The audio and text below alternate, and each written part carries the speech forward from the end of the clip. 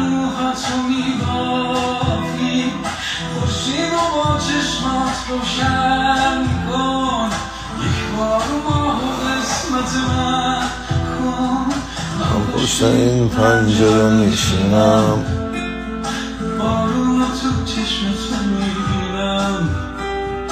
ایلی نظر چشمتو بکن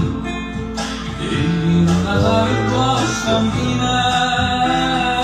بازی نکن با قلب خون من آخر بازی رو میدونم نیفه بخوای از هم جدا باشی